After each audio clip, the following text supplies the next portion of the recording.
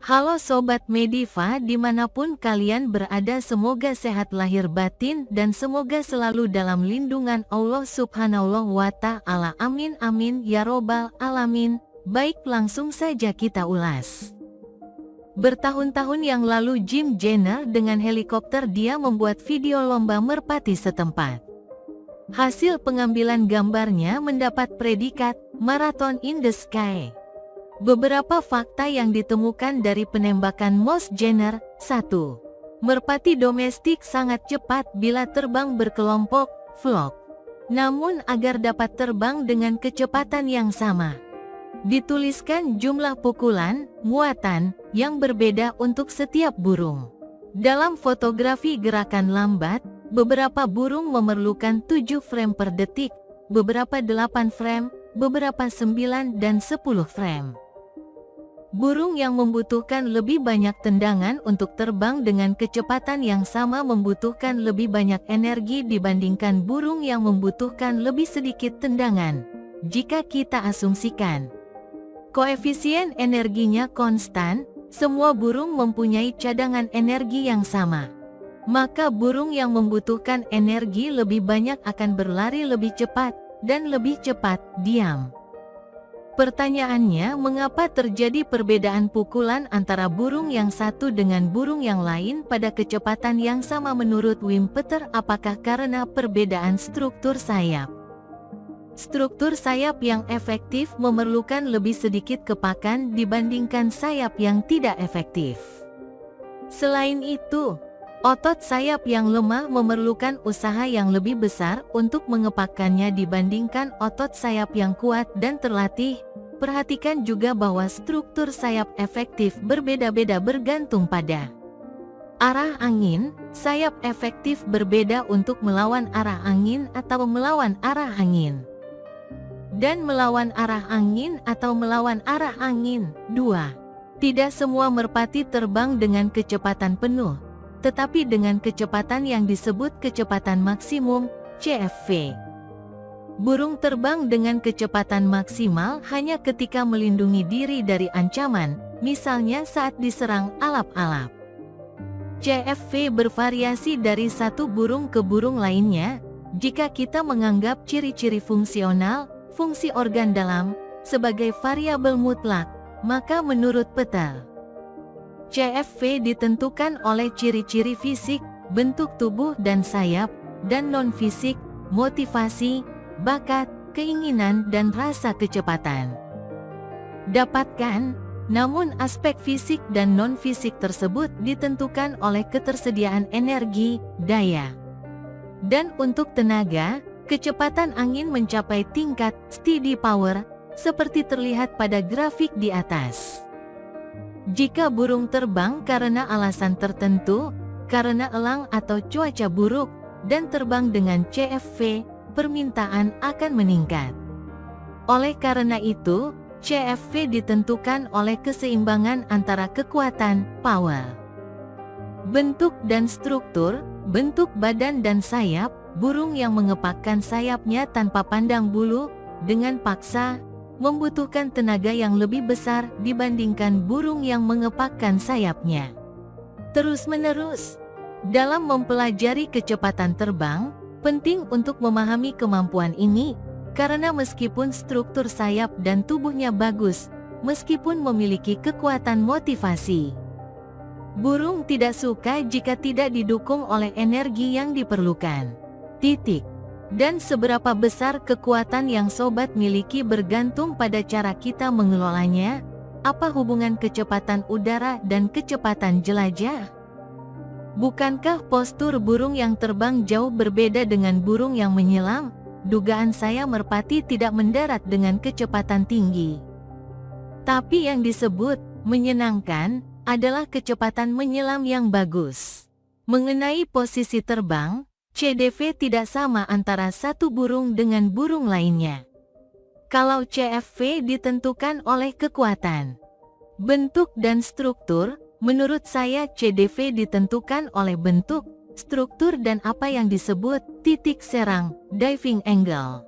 Kita mengabaikan faktor daya dalam penghitungan kecepatan pendaratan karena gaya yang diperlukan untuk mendaratkan burung diserap oleh gaya tersebut, dan gaya tersebut diterapkan pada titik serang.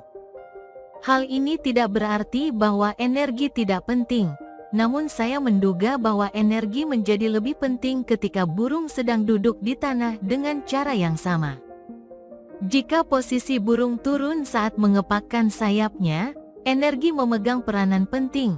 Pertama, kita perlu memahami bahwa CFV dan CDV tidak berarti burung terbang dan tenggelam secara acak.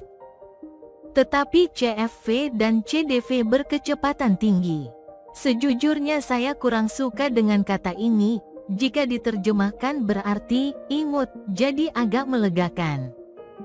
Saya lebih suka menggunakan kata optimum ketika seekor merpati terbang lurus. CFV ditentukan oleh performa, tenaga, struktur dan bentuk. Di sini faktor daya, power, menjadi faktor penentu. Burung mungkin bersifat dinamis dengan kecepatan dan struktur yang baik, namun kecepatannya ditentukan oleh ketersediaan energi pada setiap burung. Burung itu mempercepat langkahnya untuk mencapai rumah tanpa menghabiskan setengah energinya. Ini disebut CFV. Tapi kalau karena hal lain, seperti dikejar alap-alap, burung harus terbang cepat dan menghabiskan energi setengahnya. Burung tidak intuitif, sehingga mereka tidak tahu cara menemukan cara yang baik, dan mereka menghabiskan energi, sehingga secara otomatis menurunkan CFV mereka. Demikian pula pada burung dengan struktur tubuh dan sayap yang lebih lemah, CFV akan lebih rendah karena peningkatan energi mengenai pendaratan, menyelam. Dugaan saya burung tersebut tidak turun dengan kecepatan penuh, melainkan dengan kecepatan baik, CDV. Jika dia dikejar alap-alap, kecepatannya akan sangat tinggi. CDV burung yang satu juga berbeda dengan burung lainnya. Intinya kecepatan pendaratan burung itu berbeda-beda. Jawabannya adalah mengapa CDV berbeda terjadi. Hipotesis kita. 1. Menurut pendapat saya, burung yang mendatar dan yang turun mengeluarkan energi secara berbeda karena mereka mempunyai energi yang berbeda. Pertanyaannya adalah bagaimana cara mendapatkan daya tarik yang sebenarnya? Kalau menurutku ada hubungannya dengan titik serang, angle of bank, arah angin, dan percepatannya. Kita akan membahas satu lawan satu selanjutnya. 2. Jika kemampuan merpati terbang mendatar menjadi faktor penentu, dalam menyelam yang menentukan adalah pikiran, keberanian, rambut. Jika kita memikirkan seekor burung yang tidak patah seluruhnya, kita tahu bahwa ia mulai patah hanya beberapa sentimeter dari tanah. Namun ada beberapa burung yang mulai membuka sayap, mengerem, dari ketinggian tertentu, hampir terlalu tinggi, sudah patah. Seekor burung terbang karena energinya, dan seekor burung yang ketakutan terbang perlahan dengan sedikit melebarkan sayap dan ekornya. Seperti halnya manusia, jatuh dari ketinggian bisa jadi merupakan rasa takut terjatuh. Disinilah pikiran burung benar-benar mengambil keputusan. Mungkin burungnya sangat aktif dan bisa sampai ke sana karena kendaraannya kencang. Namun jika mentalnya takut untuk melompat, ia akan ragu menggunakan sayap dan ekornya. 3. Jika tidak ada percepatan melompat, burung akan mempunyai tenaga lebih untuk mendekati badan dengan sayap dekat dengan badan, kaki ke belakang, ekor berdekatan dan sejajar dengan badan, serta terentang hingga leher. Jika otot sayap tidak cukup kuat, sayap akan terpisah dari badan dan membentur udara dengan kecepatan yang semakin tinggi. Sama halnya dengan ekornya.